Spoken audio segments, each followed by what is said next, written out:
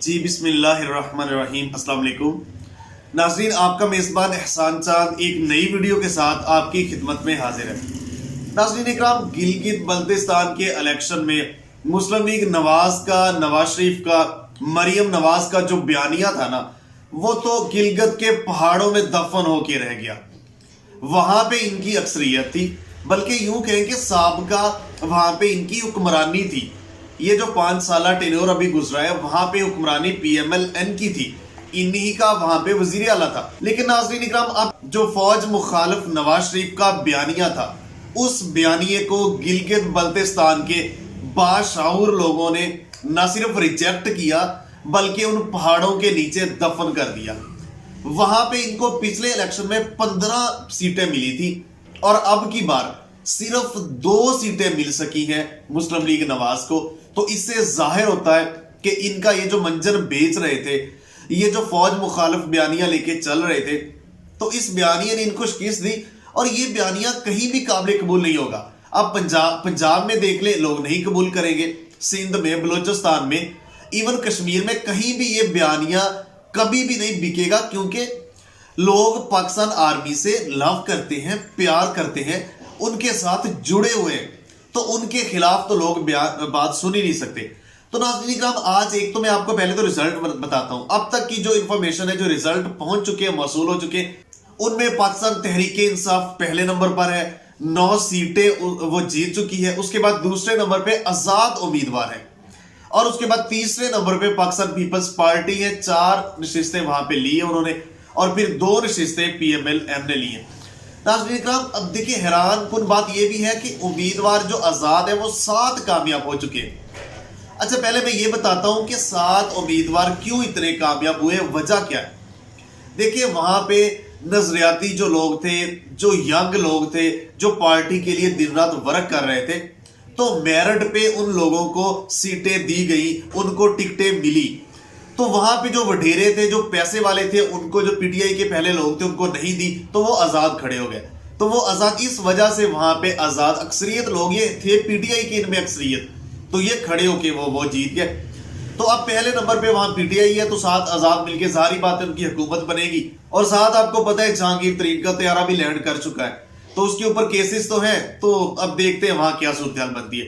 اس کے ساتھ یہ بھی ہمیں اطلاعات مل رہی ہے کہ زرداری صاحب نے بھی وہاں آزاد رہنماؤں سے رابطہ کرنا شروع کر دیا، چونکہ پہلے یہ وافر منہ بولی قیمت دے کے لے لیتے تھے، لیکن اب تو شکنجہ پہلی ان کی کرپشن کے اوپر اداروں نے ٹائٹ کیا ہوا ہے، تو ان سے رابطے یہ بھی اب سننے میں آ رہا ہے۔ اس کے ساتھ ساتھ میں آپ کو بتاؤں، دیکھیں، اس بار بڑی ہی وہاں پہ ایک زبردست چیز ہوئی۔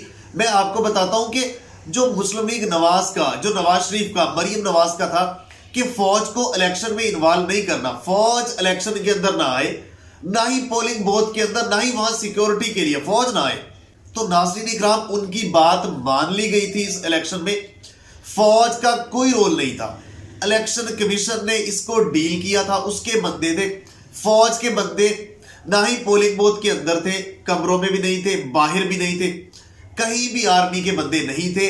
ان کی بات مانی، پی ڈی ایم کے جو نام نہاد ان کا بیانیہ فوج مخالف تھا نا، وہ دنیا کے سامنے ایکسپوز کیا۔ وہاں پہ فوج کا کوئی بندہ تعینات نہیں تھا۔ اب نہ یہ جنرل باجوہ کو بلیم دے سکتے ہیں، نہ جنرل فیض حمید کو دے سکتے ہیں، نہ جنرلز کو دے سکتے ہیں، نہ فوج کو دے سکتے ہیں، کیونکہ ان کی بات وہاں مان لی گئی۔ وہاں پہ ایسا کچھ نہیں تھا، بڑے شفاف طریقے سے وہاں انتخابات ہوئے، صبح سے شام تک لوگ جوک در جوک آئے ہیں، بالترتیب لائنوں میں اپنا اپنا انہوں نے جو حق خود ارادیت ہے وہاں ووٹ انہوں نے کاسٹ کیا، وہاں پہ انہوں نے وہ جو جمہوری حق تھا وہ وہاں استعمال کیا، اور وہاں پہ پرسکون، نہ کوئی افراتفری، نہ وہاں پہ یہ شکایت ہے کہ وہاں دھاندلی ہوئی ہے، کچھ بھی نہیں، نہ فوج تھی، شفاف طریقے سے وہاں پڑھے لکھے لوگ ہیں، الیکشن ہوئے، اور اس کے بعد وہاں پہ مسلم لیگ نواز کا صفایا ہو گیا۔ دیکھیں، ایک اس میں چیز اور بھی بتاؤں، وہاں کے لوگ اکثر آرمی میں ہیں، ہمارے اداروں میں ہیں، ہماری فوج میں ہیں، تو وہ پڑھے لکھے لوگ کبھی بھی فوج مخالف ایجنڈا وہ وہاں مان ہی نہیں سکتے، تو ان لوگوں نے ریجیکٹ کیا وہاں پہ پاکستان آرمی کے جو مخالف ایجنڈا تھا، اس کو وہاں پہ چاروں شانے انہوں نے چیت کر کے رکھ دیا، اور وہاں پہ پی ٹی آئی حکومت جو ہے بنانے جا رہی ہے، وہ جیت چکی ہے، اکثریت میں ہے۔ ناظرین اکرام، اس کے ساتھ میں آپ کو بتاؤں، دیکھیں، سرپرائز کیا پیپلز پارٹی نے، سیٹیں تو صرف 4 ملی، لیکن صورتحال یہ تھی کہ پہلے ان کی 2 تھی غالباً 1 یا 2 اتنی سیٹیں تھی، لیکن اب وہ 4 لے گئے. کیوں؟ حالانکہ ان کی سندھ کے اندر ہم کرپشن جو تھی، جو سندھ کے اندر انہوں نے کچھ کام کیا ہی نہیں. ہم آپ کو بتاتے رہے ہیں کہ انہوں نے جو لوٹا تھا اپنے دور حکومت میں، یہ بھی ہم نے آپ کو بتایا. تو لیکن پھر بھی ان کو سیٹیں مل گئی. ایک تو بلاول بھٹو نے وہاں پہ تاریخ کی لمبی ترین الیکشن کمپین کی، اور اس کے ساتھ ساتھ میں آپ کو بتاؤں کہ بلاول کا فوج مخالف جو بیانیہ نہیں تھا، آپ کو پتا ہے حالیہ بی بی سی کو انٹرویو بھی دیا انہوں نے، تو اس میں بھی انہوں نے کہا کہ نواز شریف وہ خود ثبوت پیش کریں، وہ ان کا بیانیہ ہے. اور آپ کو یہ بھی پتا ہے کہ حالیہ مریم نواز ان سے ملی تھی، لیکن وہاں سیٹلمنٹ نہیں ہو سکی، تو وہ فوج مخالف بیانیہ نہیں تھا.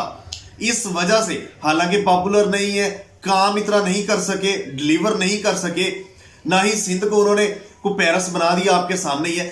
تو صرف اس لیے 4 سیٹیں ملی کہ ایک تو وہاں الیکشن کمپین بہت زیادہ تھی، دوسرا فوج مخالف ان کا بیانیہ نہیں تھا.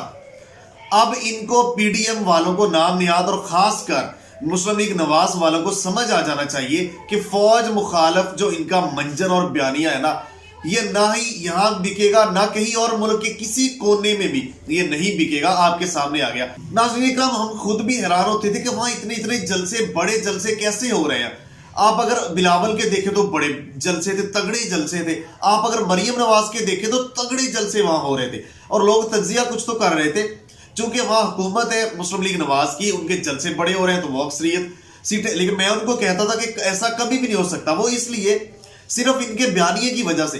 لیکن ہمیں کوئی اعتراض نہیں ہے ایک دوسرے کے خلاف سیاست کھیلے، یہ چور ڈاکو کہیں، لیکن جب اداروں کے خلاف، جب پاکستان کے محب وطن اداروں کے خلاف، پاک افواج کے خلاف جب یہ ہرزہ سرائی کریں گے، اپنی زبان کھولیں گے، تو ہم وہ پکڑیں گے، ہم بولیں گے بھی، ہم ان کو روکیں گے بھی، ہم ان کے خلاف لکھیں گے بھی. لیکن یہ چیز نہیں ہونے دیں گے. ہم آواز اٹھائیں گے جہاں تک. دیکھیں ایک بندہ، چاہے وہ سوشل میڈیا پہ بیٹھا ہے، چاہے وہ الیکٹرانک پرنٹ میڈیا پہ بیٹھا ہے، وہ ایک مجاہد ہے. اس ٹائم حق و باطل کی یہ لڑائی ہے پوری دنیا میں. صف آرائی ہو رہی ہے، صف بندیاں ہو رہی ہیں، اور اس میں گنا جا رہا ہے، چنا جا رہا ہے. اور اللہ کی کل قیامت والے دن فیصلہ ہوگا کہ کون کس کی صف میں کھڑا تھا.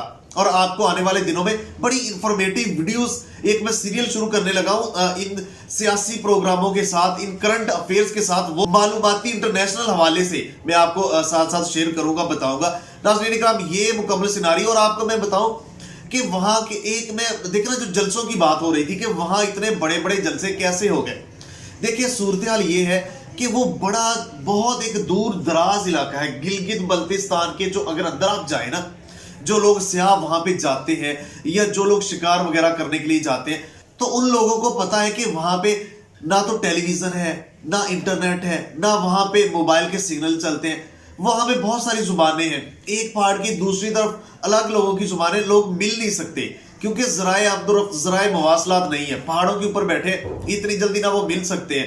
تو وہاں پہ غربت بھی ہے. اس کے ساتھ ساتھ میں آپ کو بتاؤں، وہاں لوگ کچھ ایسے علاقے جہاں چینی استعمال نہیں کرتے، میگی بہت زیادہ، نمک استعمال کرتے ہیں چائے میں. تو یہ صورتحال وہاں غربت ہے اس وجہ سے. اور اس کے ساتھ ساتھ وہاں انٹرٹینمنٹ کی کوئی چیز نہیں ہے، نہ کوئی پارک ہے، نہ وہاں چڑیا گھر ہے، کچھ اس طرح کی چیزیں نہیں ہیں.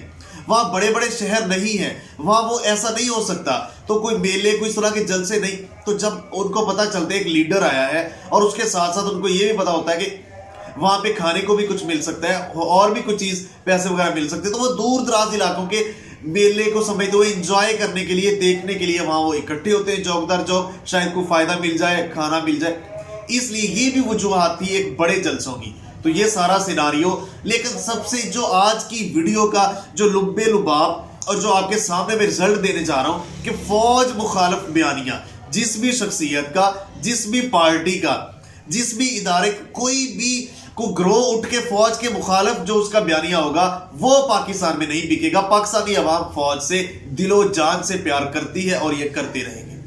ناظرین اکرام، چاند ٹی وی کو دیکھنے کا بہت شکریہ. اگر مناسب سمجھیں تو چاند ٹی وی کو سبسکرائب کریں، ساتھ گھنٹی کے نشان کو پریس کر دیں. ملتے ایک نئی ویڈیو کے ساتھ، تب تک کے لیے اللہ نگہبان. پاکستان ہمیشہ زندہ باد.